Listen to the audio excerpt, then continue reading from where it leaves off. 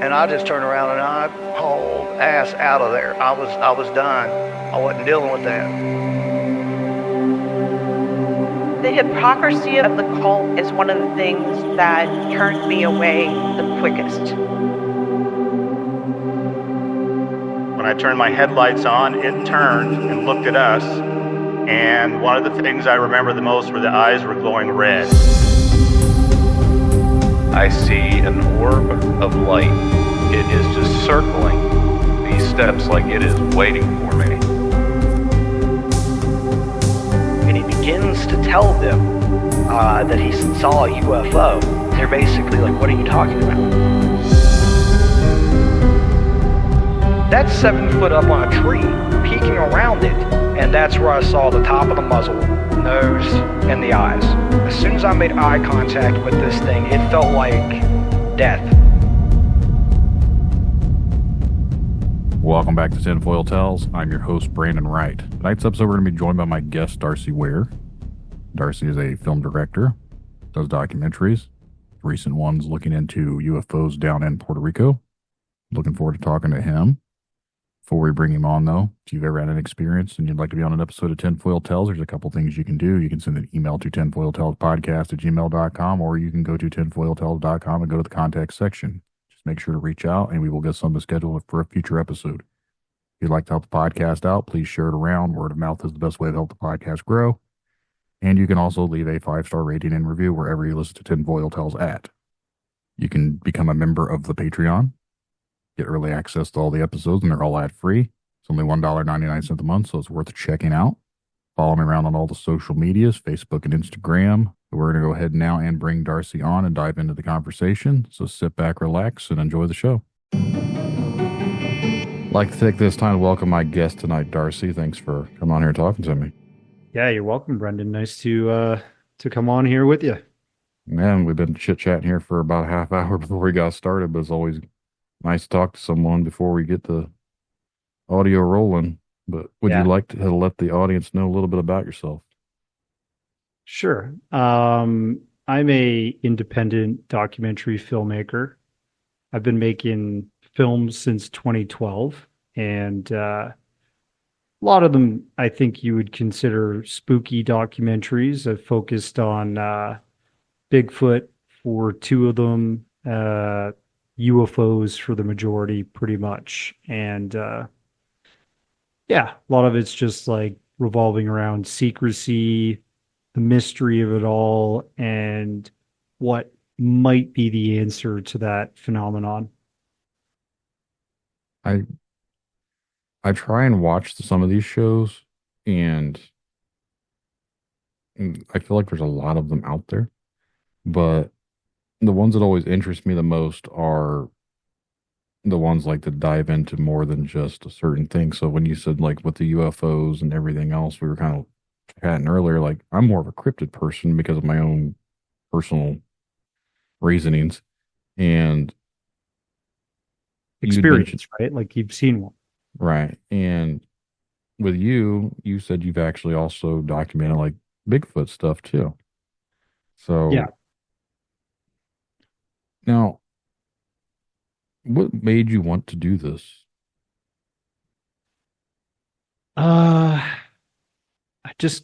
I love to take my mind to the fringe of reality. And I think that's where a lot of this stuff sits in mainstream society. It's okay to talk about politics. It's okay to talk about cultural differences and business and sports. But that's all boring stuff to me. I'd rather be talking about aliens, monsters, and cryptocurrency. That stuff's like where my mind goes. I want to just challenge my thinking constantly. And whenever I've done, I wasn't originally a cryptid guy. I had produced a couple stories about UFOs originally. I did one on underground bases, and this guy, Phil Schneider, who mysteriously died. People say that he got kind of whacked for talking about like a New World Order and government cover-up of UFOs and underground base building around the world by the military industrial complex and stuff, right? So that fascinated me originally, and I got into things like cryptids, like Bigfoot or Sasquatch, which is another name for this creature, because a friend invited me on a trip, and I went to an area of British Columbia, Canada, where the word Sasquatch was coined. And I met some local Sasquatch hunters who had had credible experiences themselves. And they showed me the Patterson Gimlin footage and they broke it down for me and they talked about all the evidence. And I was hooked. I was like, holy crap, like there's something here. This is not just a bunch of wild yokels that have made up campfire stories. There's tracks, there's hair samples, there's sometimes feces and pictures and video to go with the accounts of people seeing these things. So I was like, sounds like UFOs to me. There's lots of evidence that these things exist, so I'm game. Let's start documenting some stories. For me, it's like unless you actually can physically see something, I'm more open to the possibility of it, but like I'm never gonna say I'm like a full 100% believer into anything unless I've seen weird things in the sky. I don't know if they're quote unquote UFOs in the sense that they're from not of this planet, but I know there's some weird stuff up there. And a lot of people report seeing weird things in the woods. Doesn't mean it's Bigfoot, but who's to say they're not, Yeah, I mean, the sky is getting harder and harder to prove when it comes to UFO activity because we have so many different types of technology, especially like Starlink. You look up and there's new lights in the sky every night because they're launching thousands of these things into space. It's totally changing the star field that you look at. Hence the name Starlink, because these things look like a star. And they move together in alignment and stuff like that. UFOs, a picture is not that great because you can create a CGI or AI assisted photo of a UFO on your phone in like less than 30 seconds if you write a pretty smart command. Video's where it's at, but then even mobile phone video, it's hard to get really crisp, high resolution video of something that looks like a craft that doesn't have traditional flight surfaces. And if you look at not an F7, but like a fighter jet, like an F1 fighter jet, they're this triangular shaped thing, or like a B-2 bomber. At night, it might look like a UFO, or if you're looking at it landing dead on, it literally looks like a flying saucer with the wheels up, So things could be misidentified when it comes to UFOs for sure. I'm interested more so these days in ocean-based phenomenon. like USOs. Yeah, USOs, unidentified submerged objects, because that's a lot harder to fake. And we're starting to get more and more reports coming from the Navy and civilians on beaches and boats and stuff like that are seeing these lights emanating from the ocean, and sometimes craft escaping the ocean into the atmosphere or going into the ocean and moving around. And I just released a documentary called Transmedium, Puerto Rico's UFOs, and we cover a bunch of strange, sort of anomalous footage and testimony from experiencers on the island there. They have a lot of activity down there, don't they? Yeah, Puerto Rico is an interesting place when it comes to anomalous activity. There's been on record, written record, events that go back to even 1492 when Christopher Columbus was first sailing across the Atlantic to find America. It was his second voyage, so he was trying to re-find it, and he found the island of Puerto Rico for the first time. But when he was on the way, before they found it, they saw lights coming in and out of the ocean, shooting around in the sky, and then going back into the ocean. This was all recorded by his shipmate, Pedro Gutierrez. And, things like that around Puerto Rico have been recorded, I think, because they're in this. Puerto Rico is right at the edge of what's called the Bermuda Triangle. It's literally the third corner. And in this realm, this triangular area of the ocean, there just has been so many strange things, boats going missing, planes going missing, never to be found at the bottom of the ocean. And then you have lights and objects emanating from this area for a long time. I always feel like maybe it's just my phobia of the oceans, but even as a kid, I was always afraid to swim, and I think it's because of my watching Jaws at such a young age. I've always been afraid that I'm going to get eaten by a shark or something. But the water for me has always been strange, even like lakes. I don't like big bodies of water. I don't know what it is. I can swim. I'm not afraid of like swimming pools or anything like that. But like when it's just big open water, it's creepy to me. And the idea of everyone always talks about space, like UFOs coming from outer space. Is like, what if they're already here and they're under the ocean? So like we don't know what's under the water half the time. They claim that only like small percentage of the ocean floor has ever been mapped. So who knows what the hell's down there? Yeah. The truth of it is that quite recently there's been multiple sort of inquiries into whether non-human intelligence has taken root in our oceans and has existed here for a while. Two Harvard scientists and individual, another PhD teacher from Montana named Michael P. Masters, they penned a paper that became a well-read academic journal recently about the crypto-terrestrial theory, and they go over the idea that maybe there's something that came here before us, and took root in the oceans, or maybe there's something that has come recently and they're hiding there because they know that's a domain we're not really the master of, especially at the bottom of the oceans. Mm-hmm. And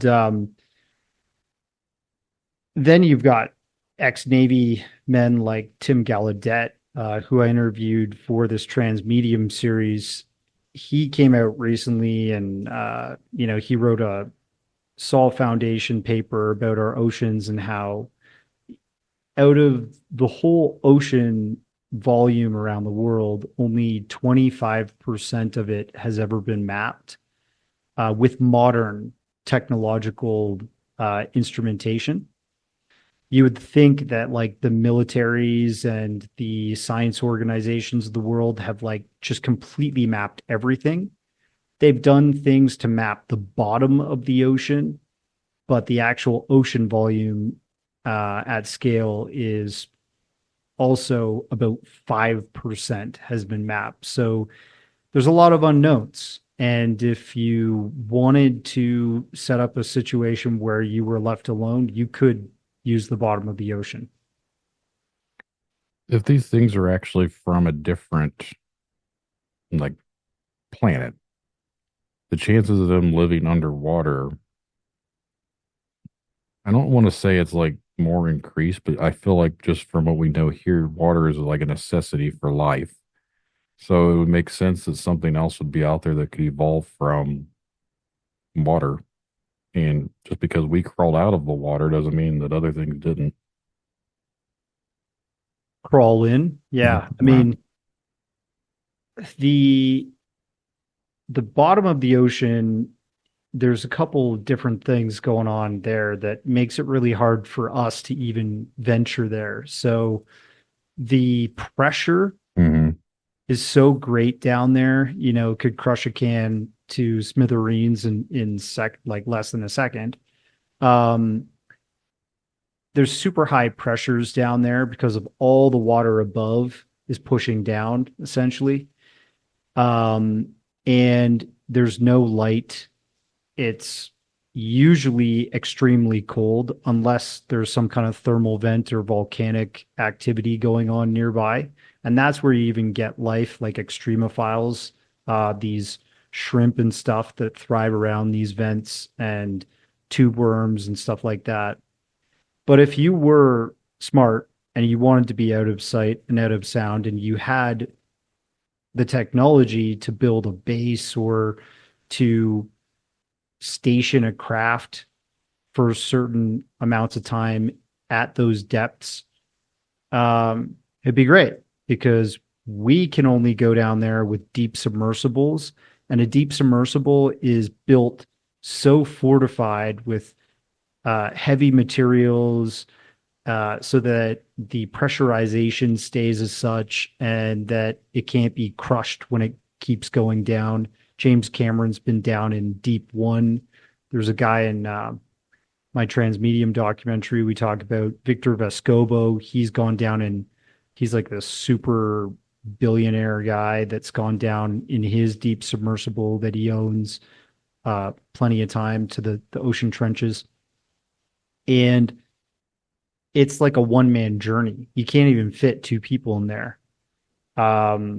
So I think that's to an advantage of if there is a non-human intelligence trying to stay out of sight and out of sound, that's to their advantage, that type of environment.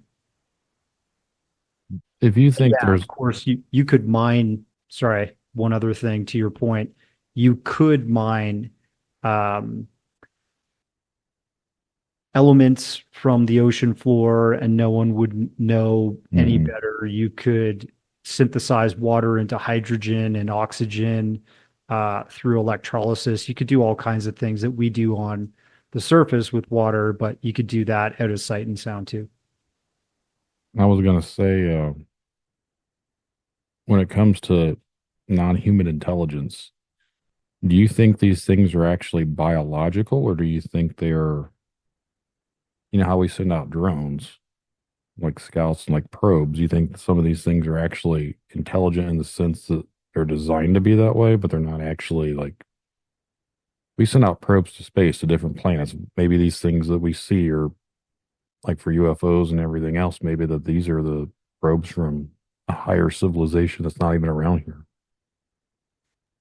Yeah, it's a good point. There's a scientist in the 1950s named von Neumann that invented the term, the theory of a von Neumann probe, in which it was a technology like a drone you could send out into space. It could go to distant planets, self-replicate, and learn from its environments, get better. It's kind of like the ultimate artificial intelligence, so to speak. And when it self-replicates, that replicated version of itself has all the knowledge of the previous one and could go on to other planets and fan out through the universe.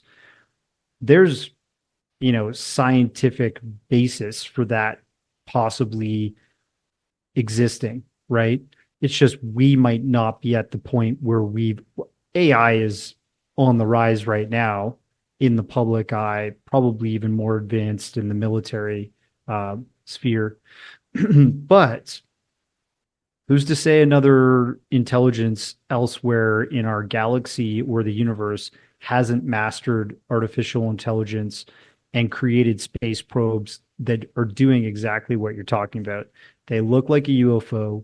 They're not flying with traditional flight surfaces, wings, and a combustion engine. They're using some kind of maybe nuclear exotic nuclear reaction engine, and the pilots on board are just like automatons. They're like these robotic beings that are carrying out some kind of scientific mission and going out throughout stars, systems, and stuff to learn and maybe capitalize on opportunities that uh, the original intelligence programmed that to do.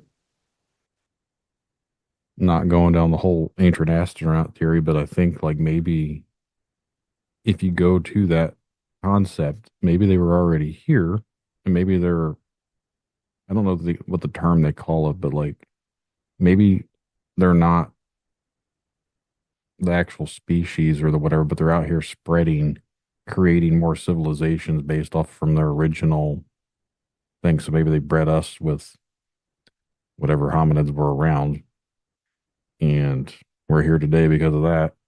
But you think that they would do something like that and go throughout? It's a rhetorical question. I know you don't have an answer. It's just my ADHD brain starts popping off stuff. But like that's the rabbit hole that I go down. It's like for me, I don't necessarily think like without offending everybody, but like I don't believe that we were just created by what certain things say we were created by.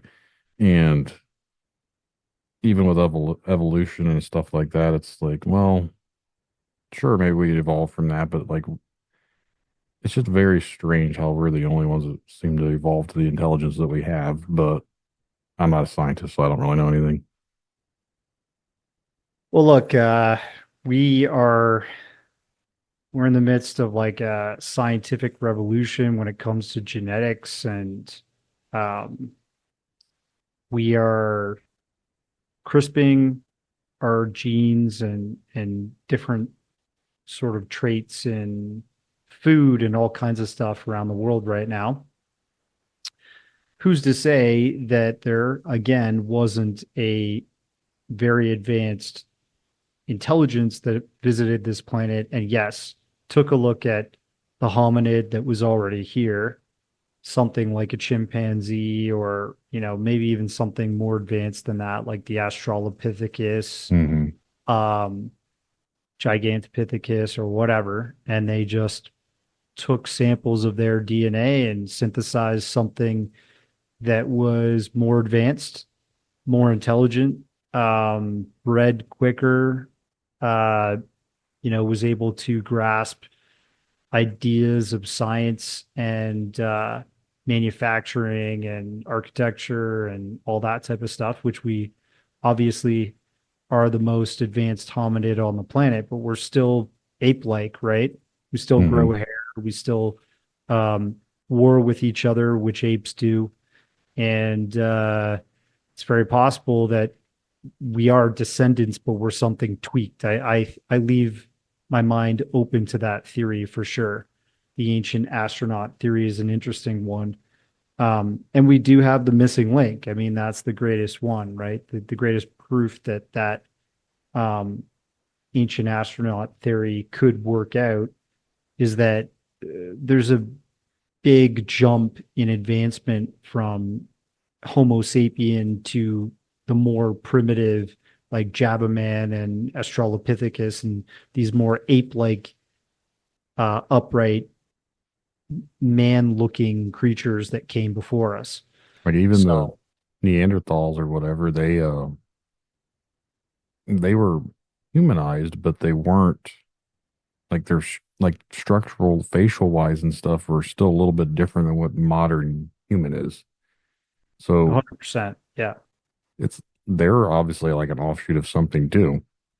But if we evolve from that, like again, where does that line come from to where there was that cutoff to where humans became what we are today compared to some of these other ones that supposedly were around, the other hominids, and they all died off, but we were the ones that stayed along. Like it's just, and I understand like conceptually, like we are not,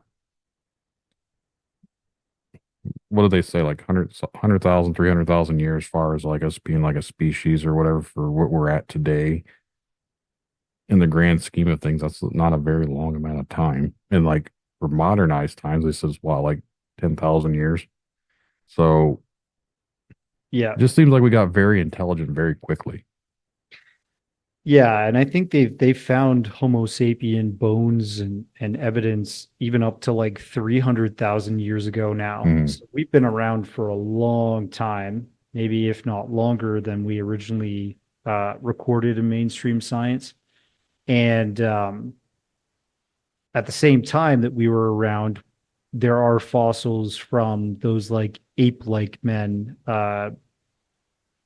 Homo florensis and Homo um, erectus and that type of thing. So that means that somehow we were here when they were here, and we were sometimes clashing with them. You know, there's you can find like these old paintings and tales from indigenous tribes and stuff of ape-like men wars with their peoples and stuff. So I feel like yeah, it's a little bit interesting that Homo sapiens on all continents were kind of like there alongside these other primitive ape-like men at some points.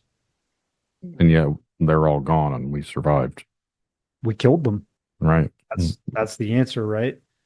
We killed them, but we didn't kill the other primates or anything else. Like they're still around. They're still not as evolved as us, but the ones that were, we've wiped them all out, which seems to be on track for how we are as a society today, too. But that's another topic. Yeah, I think like one of the major, if you look up like anthropological research, you'll find like or talk to Jeff Meldrum or something like that, Mhm.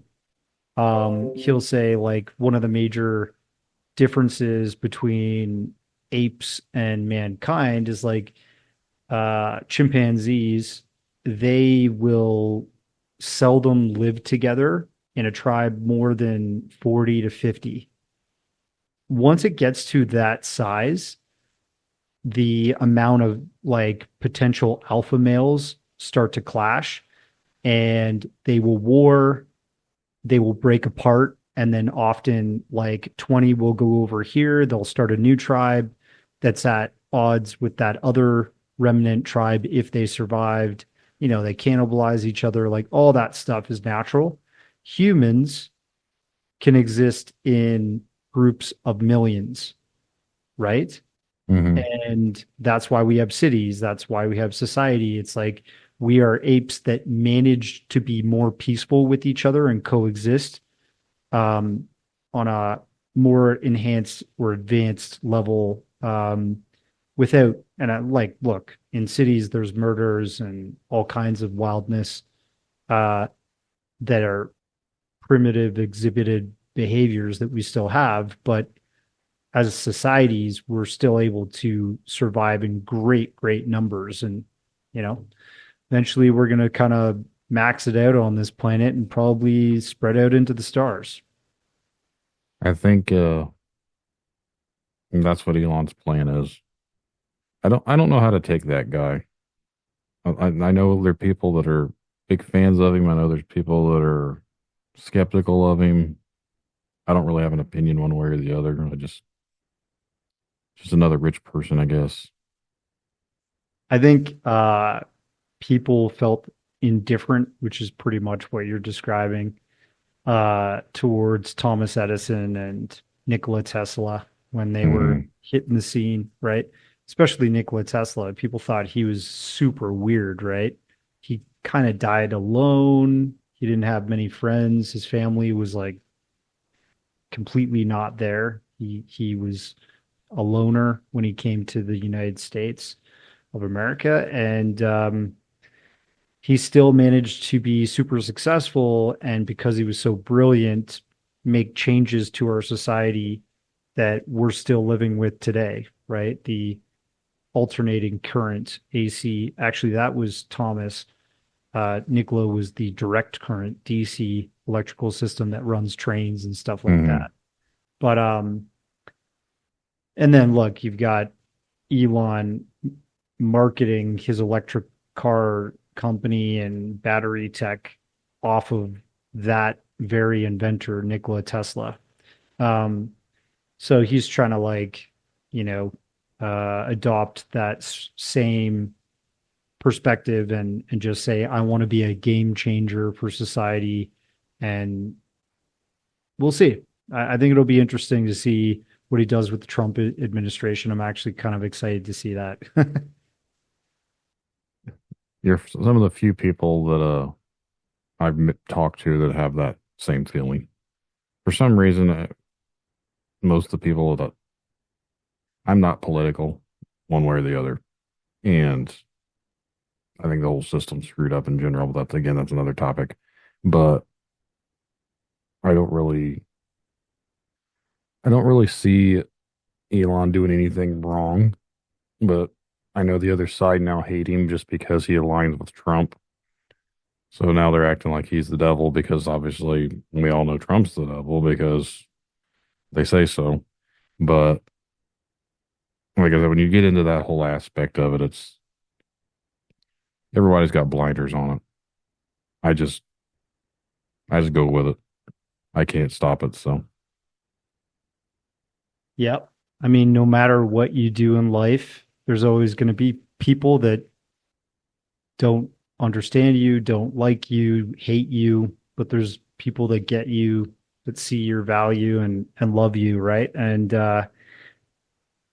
it is what it is. I think he's going to fall prey to that just like any other human, but he even at a greater scale because he's a massive public figure that everybody in the world pretty much knows of. So that just amplifies your criticism, right? Or critique.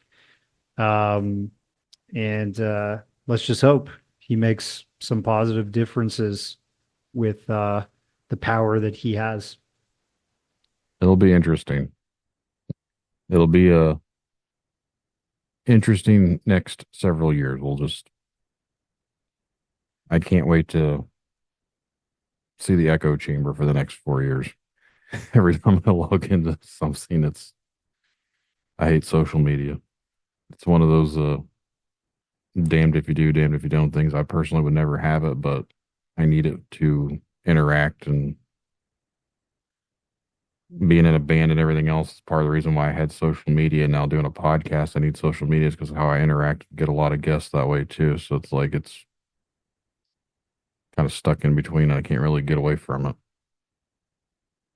Fair enough. I mean, it's not for everybody, but it's how we're connected these days, right? Mm-hmm. Kind of have to be connected in some way. Promotional purposes. How I see it. You gotta use it to market, you gotta use it to promote, you gotta use it to find guests. That's how I roll with social media. I have it on there. I have another profile where I have pictures of my kids and I interact with some family and friends, but other than that, like the people that interact with me on there, I see them all the time, so they don't really need to see that anyway. So it's kind of pointless, but I don't know. Back to some of the documentaries, we kind of rolled off topic, but your latest one, what was some of the strangest things you found down in, like when you kind of uncovered with down in Puerto Rico? Yeah, so we start up the film examining a pretty prominent UFO video that it's been actually discussed in Congress recently with the UAP congressional hearings. I was down there last week in Washington, D.C., and it was brought up the Aguadilla footage of 2013. Essentially, this video shows an object flying over the Rafael Hernandez International Airport, which is on the west coast of Puerto Rico. And then it goes in a circle around the airport over houses, like a neighboring community, over like a parking garage, and then over some land and over the beach, and then into the ocean. When it goes into the ocean, it visibly duplicates into two orbs. And then the FLIR cam technician that was tracking that object from a CBP, Customs and Border Patrol plane, he loses it. So it was kind of like sayonara move from this object, shows some kind of intelligence for it to evade tracking by duplicating. But what's interesting about that footage and what we got by going down to Puerto Rico was an interview with the guy who actually leaked that footage to the public. He worked for CBP at the time in 2013. The video was captured in April and it was released pretty much, I think, a month later. It didn't really blow up till post 2017 when Luis Elizondo and Christopher Mellon and all these guys that left the Pentagon released the gimbal and go fast UAP videos to New York Times and stuff like that. That's when people started scrutinizing in the public this FLIR camera footage that's come from other credible sources. And because this was a a border defense agency that captured that object, excuse me, it was taken more seriously. And when we spoke to this agent, he basically told us the before, the middle, and the after of the whole story of how that was captured. And that was really, really interesting to me because it further solidified in my mind that that is a real, authentic UAP. In other words, UFO. In other words, possible non-human intelligence craft that was flying around in that FLIR footage. I have my own opinions on the whole situation when it comes to them leaking that footage. Do you think that they were actually releasing it because they were wanting to release it, or do you think this is stuff that was just kind of put out there just for them to put out there? Yeah, so that opinion that you have is pretty common, right? And it's the I don't trust my government opinion, which I totally agree with. I think you should be very skeptical of what the government's serving up. But if you look at the history of what the government had been serving up for the past 7 decades regarding UFOs, they keep saying there's nothing to see here and that it's all prosaic, it's swamp gas, it's flares in the sky, it's a conventional craft, misidentified, you name it, right? What's different, if you listen to Lou Elizondo's testimony, he worked for that same government control, that military industrial complex that was putting out those answers. And he was now rebelling against that by getting a few clips declassified. I don't think they ever thought he was going to take it right to a news agency. I think that Dopser and the Department of Defense, when they initially declassified those clips, those FLIR camera clips taken from F-18 fighter jets, that he was probably going to share it within departments and to other agencies or intelligence groups. So that's why they didn't expect it to hit mainstream news, but that was his move to rebel against the system. And that's why I believe him, and I believe other credible whistleblowers like David Grush that are trying to say, hey guys, these secrets are being kept from us. And it's a crime against humanity, to make it short. My first take on Grush, and I've never talked to the guy clearly, but I think he 100% believes what he's saying, but I also thought maybe that, again, he's releasing stuff that was fed to him because it's stuff that they wanted to be released, and I don't think he was aware of it. But again, I don't have all the details, and I honestly didn't spend a whole lot of time digging into it just because like the most recent hearing or whatever, I kind of figured there would be nothing new, really groundbreaking that come out from it just because I don't see them come out and be like, all right, we've been lying for 70 years, guys. You got us. It doesn't seem like something that they're going to turn about face to. It's just they're going to keep up with the charade as long as they possibly can. Yeah, it seems that that's what they're doing. They did that with the Arrow congressional hearing that happened on the 19th this week too. Hmm. But if you look at the history of David Grush, so Lou Elizondo came out to the public in 2017. The New York Times, and all the publicity about those UAP videos and such, and that there was a classified research special access project within the Pentagon called OSAP or ATIP was what he was working on, and that they're actively researching incursions and objects in the skies and the oceans and space, so on and so forth. David Grush, he came after that, right? Jay Stratton, who was kind of the boss of those programs, he started up the UAP task force in 2019, and David Grush was brought into that project and put forward to investigate these possible special access programs that were existing within the Department of Defense or these third-party military contractors that service them, and find out what's really going on with this UAP issue. If we had reverse engineering programs, if we had crash craft retrieval programs, that type of thing, right? And if you listen to what he says and you listen to like the history of what he did work for the National Geospatial Agency, which fed information to, it's an intelligence, he was an high-ranking intelligence officer that briefed even presidents and stuff.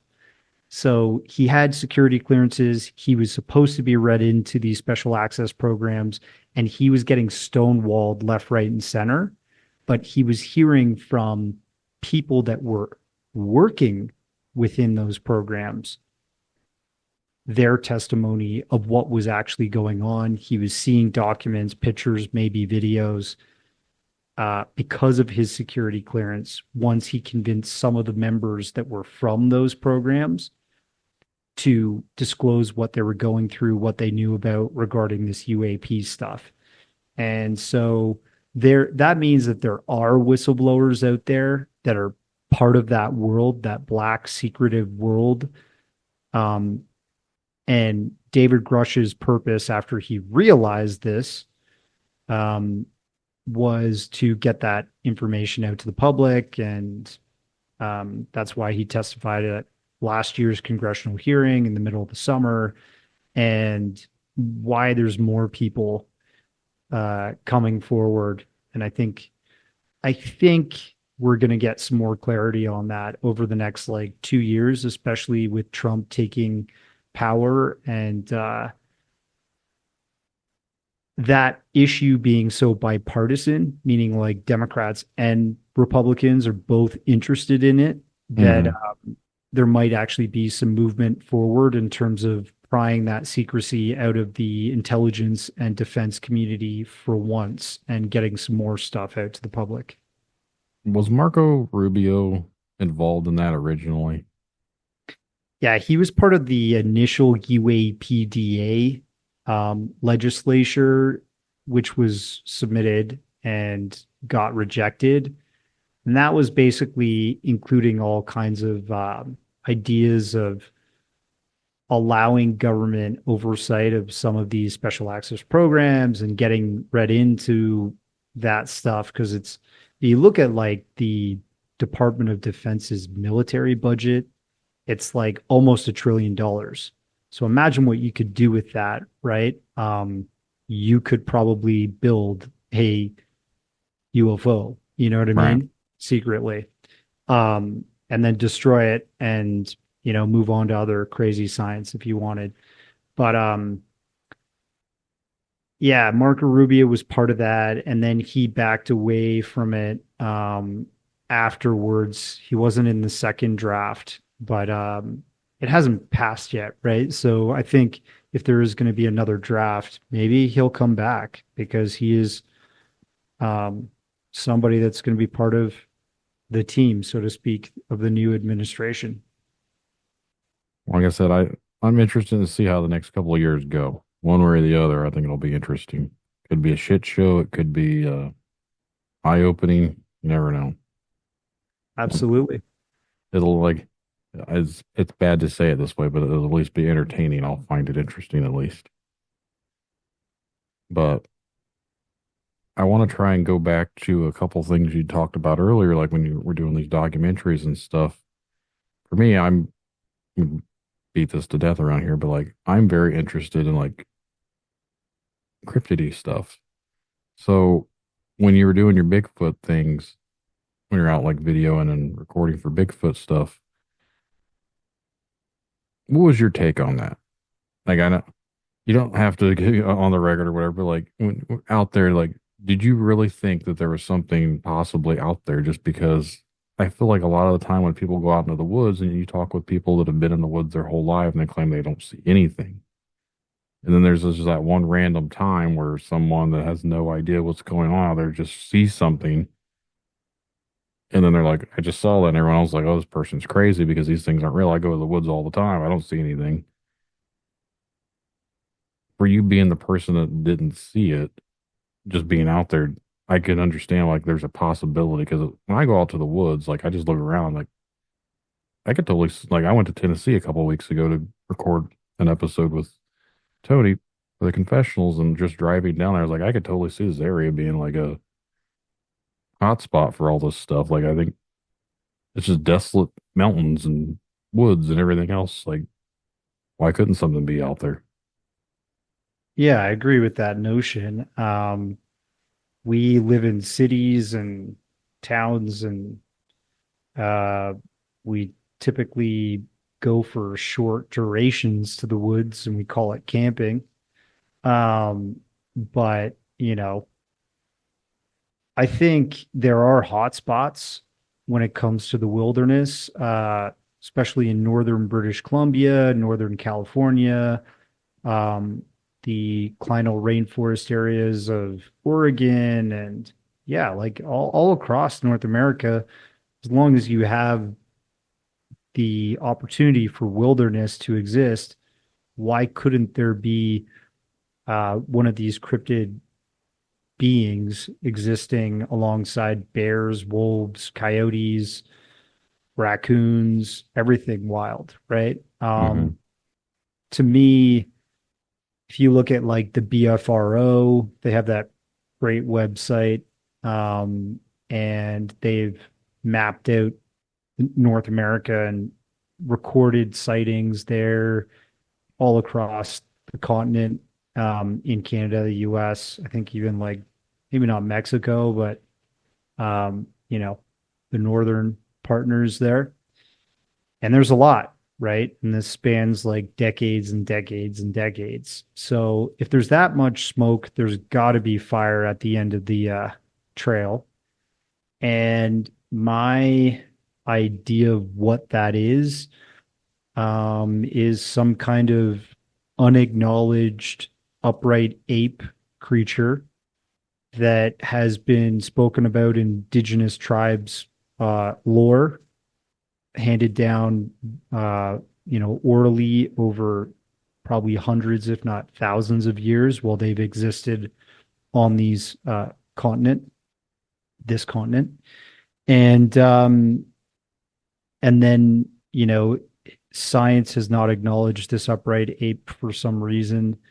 Uh, Maybe it's just something we knew of in the past that is a relic hominid we came across when we were more primitive Homo sapiens without technology. We do have fossil records of things like Australopithecus and Gigantopithecus and Homo erectus, all these kind of ape-like looking men. Um, and we are Homo sapien. We're like the most advanced version of a ape man. So who's to say some of those strange ape-like creatures that stand upright often haven't completely died off and are existing in scarce populations in our deep wilderness around the world.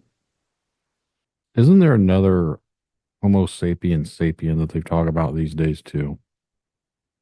I've heard someone mention a time or two. I don't know what it is. Well, there's the we were talking about it a bit before. What's the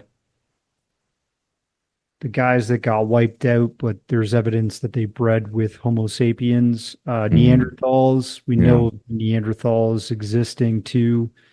They were a certain form factor that's a little bit different from ours, but similar. And then there's this other group. I can't remember what it is, but it existed at the exact same time that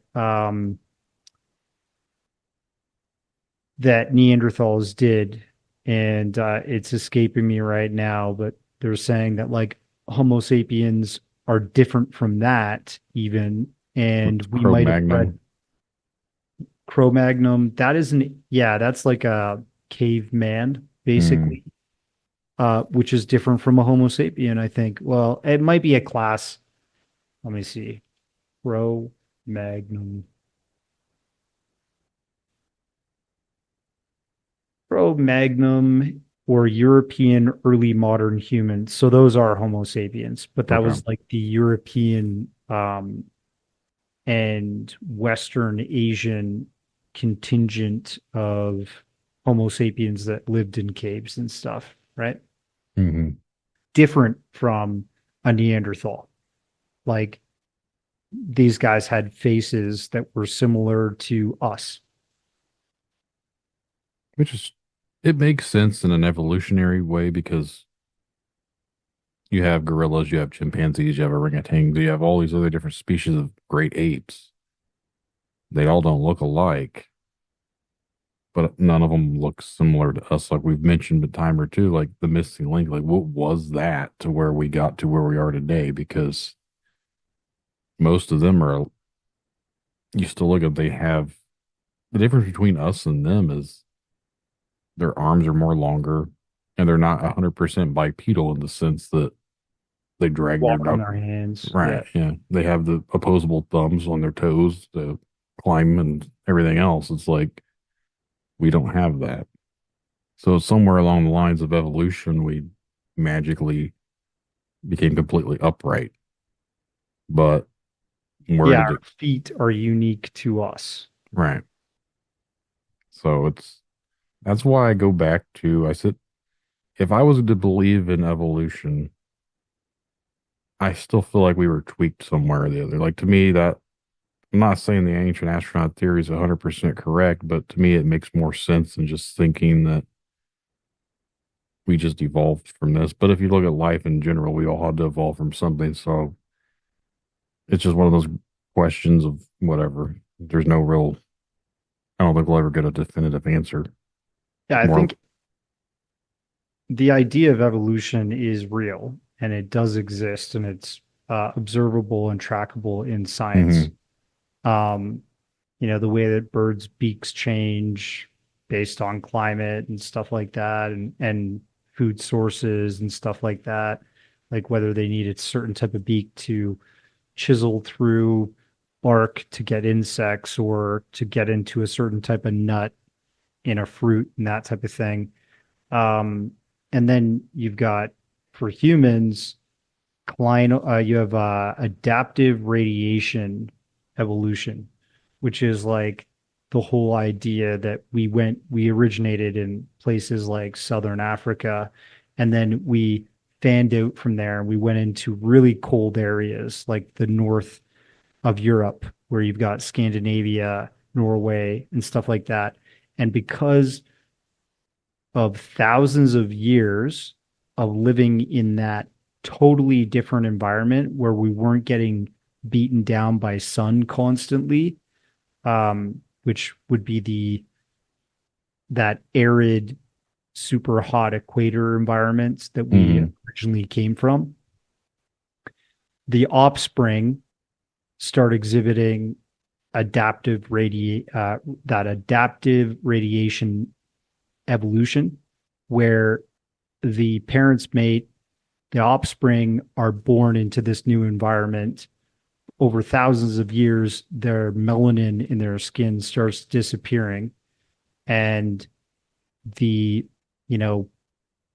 many, many, many offspring down the line become light skinned, become white, and their nose changes to take in less air because it's colder, and they're, all these different sort of evolutionary things take place, become hairier again in certain areas and stuff to withstand the cold, yada yada. So I don't know. It's like, and your eyes, like blue eyes, tend to be able to see in the dark better than really dark eyes for some reason.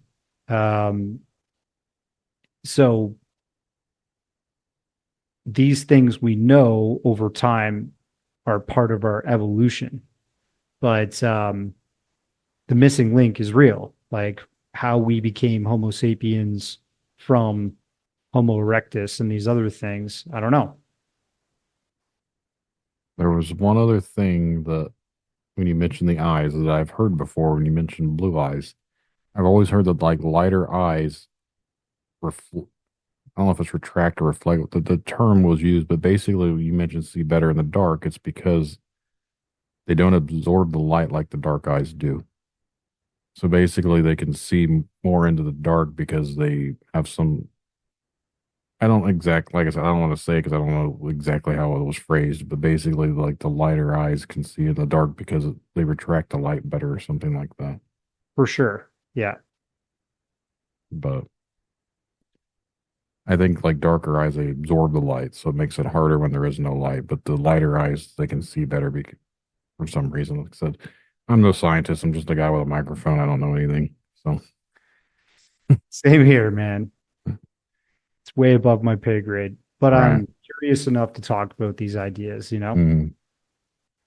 know you said you recently released another video you actually sent me the link to called Dark Alliance. Do you want to talk a little bit about it before we wrap this one up? Sure. It's a little bit of a departure from some of my other film works. This one, we kind of document some shenanigans going on in the UFO community and some wild claims of secret space program, 20 and back, astronaut people, and the two central figures to that storyline are David Wilcock and Corey Goode, who kind of coined and invented that whole storyline within the community. And we just, show their claims and show what has been proven by, the factual record of history to this point. By comparison. I've had a lot of people on here. I say a lot. I've had like 4 or 5 different ones. And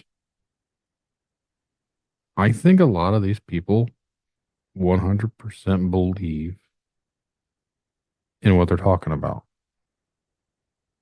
I've always questioned, I've even told them during their interviews that I'm skeptical on the whole thing because for me it doesn't make sense, but I'm not going to say it's not true just because I don't understand it. But the concept of time is where I get hung up on it at. Like, I don't see how you take someone's consciousness and send them through space to do all these weird things.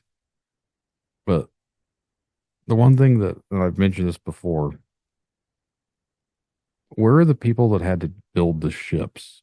Where are the people that had to go and clean the shitters? Like, you don't ever hear about that when these people talk about all the things that they've done. They've all saved the universe multiple times. They've all done this. They've all done that. I want to talk to the person that was like, yeah, I was out there. I had to swap food all day long. Like, you don't ever hear about that. Almost everyone out there, they were a secret like a super soldier out there saving the galaxy or whatever. To me, it just seems very ego driven in the sense that everyone wants to be the superstar, the savior of the world, and everything else they've had to go over so far. I'm like, I would be more plausible to believe someone that says, "Man, I was up there and it sucked. I had to do this. It was just like being a slave. I didn't get to enjoy my stuff." They say they're slaves because they're out there had to assassinate these people. Listen, that you don't ever hear about the mundane stuff. Someone had to build the things. Where's the guy that had to build the spaceship? Yeah, it's a good question. I think that, deep down there has been some kind of real secret space program. But that would have been like a military, um, black budget program, and they were sending nuts and bolts craft into space with military personnel. We do have like the um, mole project, MOL, like the uh, essentially like space stations that Mm-hmm. Air Force personnel lived on and stuff and did experiments secretly and spied on adversaries from there and did space observations and stuff like that. We know that the CIA and um, other intelligence agencies have their own satellites and have probably launched men into space um, through these types of programs, and that is secret. That is a secret space program. But the more grandiose claims where people say that they've been in these like sort of Buck Rogers wars in space, fighting reptilians and that type of thing, I don't, there's no way to prove it, and there's no way to track that with credible documentation or any um, Air Force, Navy, Space Force personnel that can come forward and say 100% that those activities have been happening in space.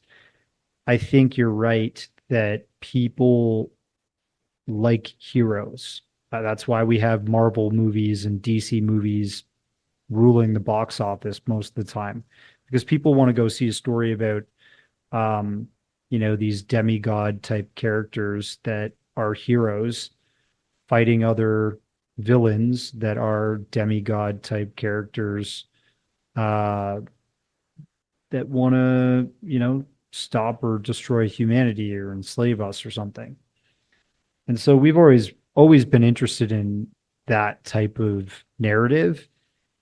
Secret Space Program 20 and back stuff is just an extension of that lore. It's just another place, in my opinion, for that heroism and that fiction to take place.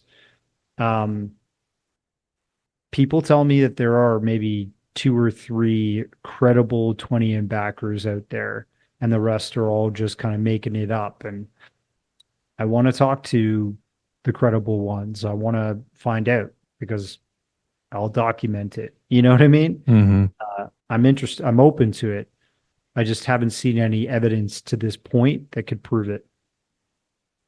Like I said, and anyone that listens to the show, like I'm not here to prove or disprove anyone. So anyone wants to come on the show and talk about it, that is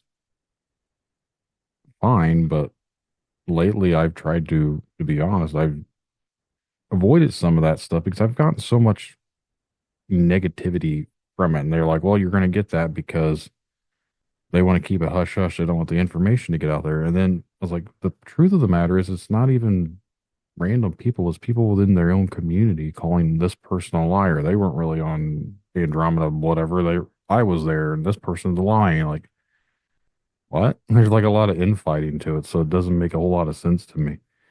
But I don't know. Like I said, I've interviewed some people, but for the most part, it's like I don't personally understand it. I'm not going to say it's wrong or not true. I think they 100% are believing that it is true. And who am I to tell someone that what they believe is wrong? I wasn't there. I don't know what they're experiencing or believe they're experiencing. So Yeah, that infighting, it happens in every community, and people calling each other liars and stuff like that. It's going to happen no matter what. So, um, but yeah, it's interesting to see, and it's something I've just kind of like turned my eye and attention to recently. So, uh, I'll keep trying to document it. It's a cool story to me. Well, Darcy, where can everyone find your documentaries at? Yeah, they could check me out on Amazon Prime. So a lot of my films, they could just search my name and they can see a whole catalog of different films. Some of them are free, some of them are like low cost. And if they have Tubi TV, a lot of my titles are there, or Apple TV. And some are actually on the new YouTube movies for free app if they know how to set that up on their TV or whatever. I'm not a me and the even though I'm on it, me and the tube don't always get along. They sometimes like to kick some of my material off, but Yeah. dive into topics that they don't find appropriate, I guess. Every time I upload something, I never know if it's going to make the cut or not. Right. It's getting increasingly curated and censored, so it's kind of hard for content creators like us. Yeah. The first big episode I had was I think it was like episode 11, maybe something like that. It was I talked to one of the most prominent flat Earth people, and it like had Bart two. Sap- This was Dave Wise, and he promoted it. It got like 2,000 views in like a couple hours, and all of a sudden it just stopped. There was no more views to it. And then my channel's really struggled to grow in the last 2.5 years. Everyone's like, "Man, you got so much great content. Why does no one watch your channel?" I was like, "I don't think it ever gets promoted." Like, I release stuff and like barely anything's on there. Like my latest video today has got like almost 2,000 views. That's Wow. like killing it because the one before that has like 60. I was like, how do you explain that? Like, it doesn't make any sense. Like, some get some and like doesn't, but I've got 1,600 subscribers and I only get like 40 views. Doesn't add up. Something's weird about it. Yeah. No, there's definitely censorship, and Google or YouTube themselves like push traffic to certain content that they want to elevate over others. So it is what it is. But I've been banned on there twice. Like, they give me a week ban of not uploading anything. It's like, whatever. Just because of one guest made a comment that I won't repeat because it'll get me banned again. But it's like, Fair enough. it's just weird. You never know what words are going to trigger their algorithm. But Yeah. well, it's been a pleasure. Yeah, man. It's nice chatting with you, Brendan. Hope you have a happy holiday and happy new year as it's approaching. Yep, you too. For anyone out there listening, make sure to check out Darcy's films, and then we'll check you on the next one. Thanks, brother. Take care. Yep, thank you.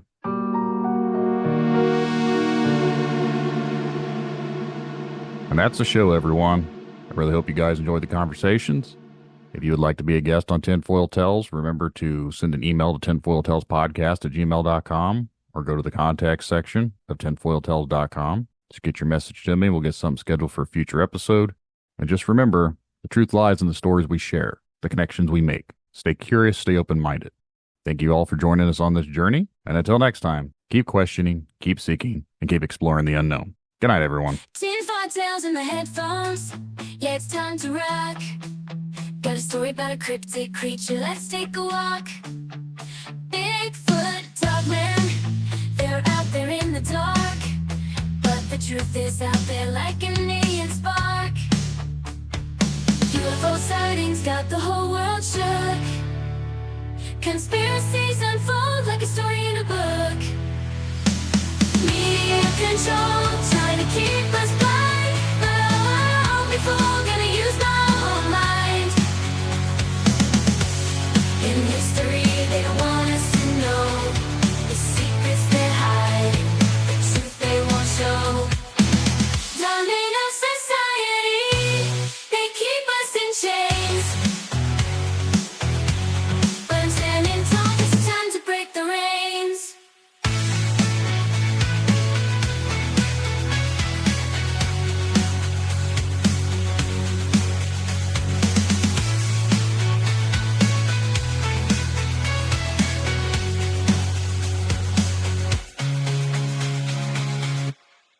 They have control, trying to keep us blind, but I won't be fooled, gonna use my own mind.